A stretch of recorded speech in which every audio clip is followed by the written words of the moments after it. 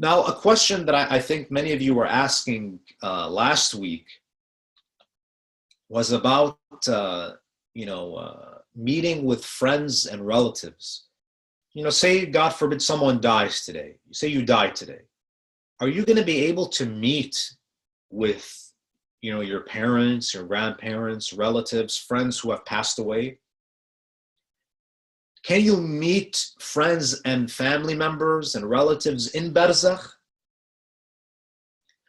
Now, as the individual enters paradise, the paradise of Barzakh,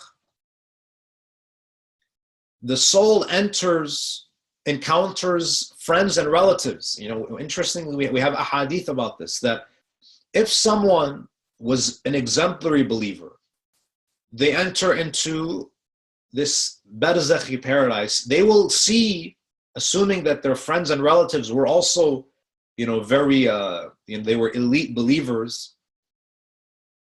the soul will encounter friends and relatives who had preceded him. And the person is drawn to the group whose souls most closely match his own. The thing about social life in Barzakh is that you will gravitate to people who are more spiritually compatible with you, where there is a kind of affinity to them. Now, immediately on arrival, acquaintances gather around him. So the people in Jannatul Barzakh, when there's a new arrival, they surround the person, they welcome him, and what they do is, the hadith mentioned that they start asking the new arrival about their mutual friends.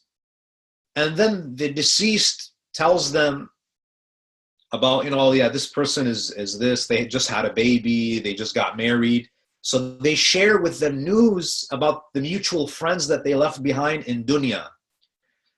Now, if they find out that their relative or friend is still alive, so say they ask this new arrival, what happened to, your neighbor, your neighbor Ali?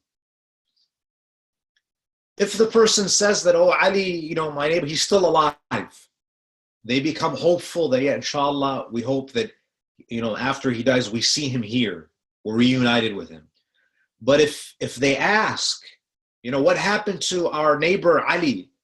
And if the mayyit says to him that, oh, he died 20 years ago, but if he informs them that the person already died, they are saddened because they realize that, okay, wait, he died 20 years ago, he's not in the Barzakhi paradise, something must have prevented him from entering the Barzakhi paradise. And this is the hadith that is mentioned in Al-Kafi by Imam al-Sadiq alayhi salam, and I'll read the Arabic for you. I only posted the English, but I'll read the Arabic for you. He says, إِنَّ الْأَرْوَاحَ فِي صِفَةِ الْأَجْسَادِ فِي شَجَرَةٍ فِي الْجَنَّةِ تعارف وتسائل فإذا قدمت الروح على الأرواح يقول دعوها. Souls occupy forms that resemble human bodies and live in gardens of paradise. Again, this is referring to the exemplary believers. They recognize and communicate with one another. And when a new arrival joins them, when the mu'mineen in that paradise, when they see a new arrival, what they do? The hadith says, everyone says, leave him, give him some space,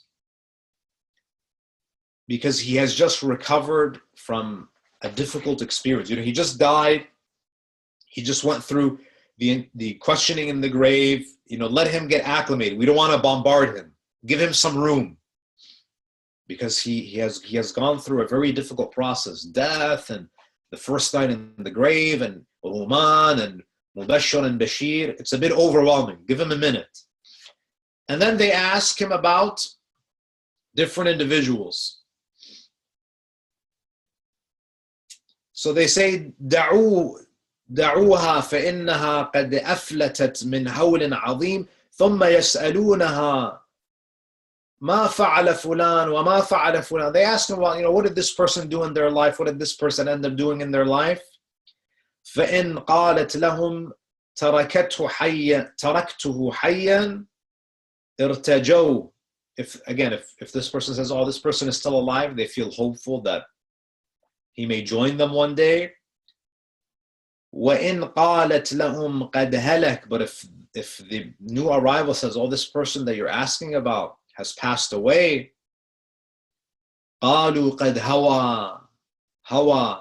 They say, this person has fallen, meaning that they must have been doomed. They must be being punished now. Something must have prevented them from reaching this paradise. Now, the soul begins to explore the paradise of Barzakh. So let's assume that this is an exemplary believer. They enter Jannatul Barzakh. You meet a lot of people in the Barzakhi paradise.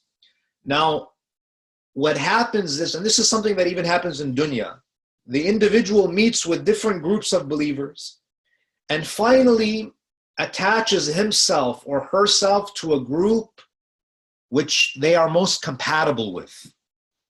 You have more of an affinity to. And in fact, the Imam Amir al-Mu'mineen alayhi salam, when he was in Kufa, he had a habit of going out into the open desert, especially in Wadi Salam, which is in Najaf. And Najaf was considered the outskirts of Kufa. One of his companions was asking him about death and about Barzakh and whether people meet each other in Barzakh. So Imam Amir al-Mu'mineen was in Wadi Salam, and he says to his companion, لو كشف لك لرأيتهم حلقا حلقا محتبين يتحادثون. That if this veil over your eyes was removed, you would see them congregated. You would see them sitting in circles here in Wadi Salam, conversing with one another, having conversations with one another. So you see that there is this aspect of social life in Alamul Barzakh. Now, a person who is in the Barzakhi paradise feels completely at home. And obviously you cannot imagine better company to spend their days with. It's more enjoyable than their greatest experience in dunya. And this feeling of comfort and feeling at home in Barzakh and in the afterlife, the factors that cause attraction and repulsion are the similarities in previous deeds and the inner characteristics. So, what makes you more attracted to one person than the other is similarity in your deeds and in your inner qualities. So in the same way, so that's with respect to the people who are in Jannatul Barzakh. But this affinity also exists in the Barzakhi hell. So in the same way, the soul that has entered the Barzakhi hell also meets with other inmates. However, in the Barzakhi hell, there's no warm welcome, there's no warm reception, there's only hatred